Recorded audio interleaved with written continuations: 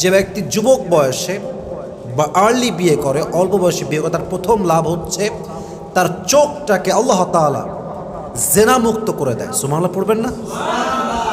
চোখটা হারাম দিকে আর যায় না। যার বাসাতে চাঁদ আছে তার বাহিরে গিয়ে মোমবাতির আর কোনো প্রয়োজন হয় না। কথা ঠিক কিনা বলেন যুবক ভাইয়েরা?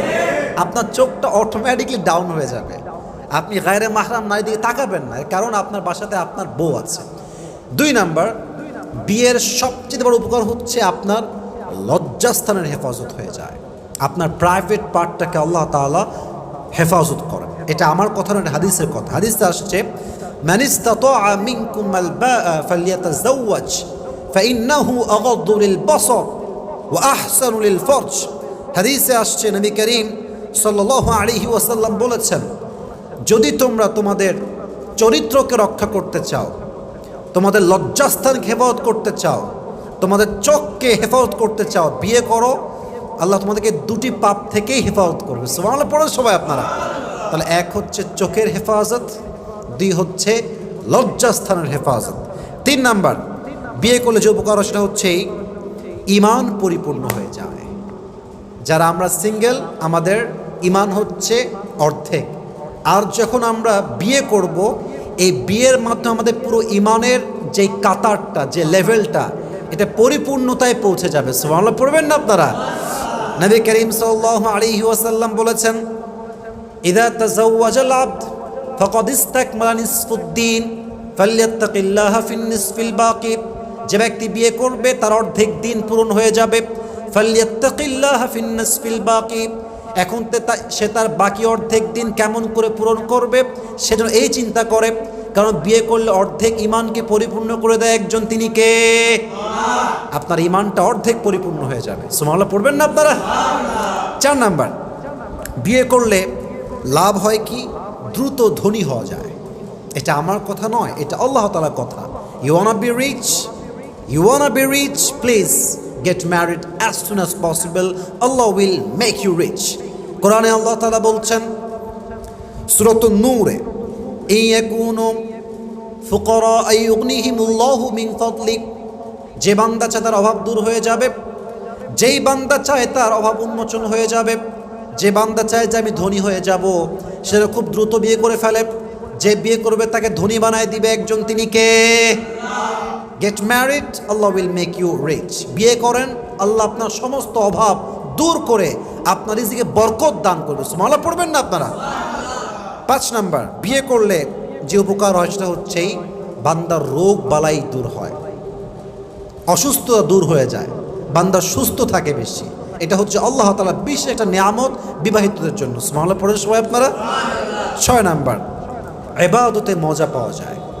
বিয়ে করে ফেললে যুবক বয়সে নামাজে মনটা আরও বেশি বেড়ে যায়, কোরআন তেলাওয়াতে মনটা আরও বেড়ে যায়, আচ্ছা কাজ অর্থাৎ ভালো কাজ, গুড ওয়ার্ড, গুড ডিডস করতে ভালো লাগে, ভালো কাজ করতে মনে শান্তি লাগে, ইবাদতে মজা লাগে। এর কারণ আপনি গুনাহ থেকে বেঁচে গেছেন।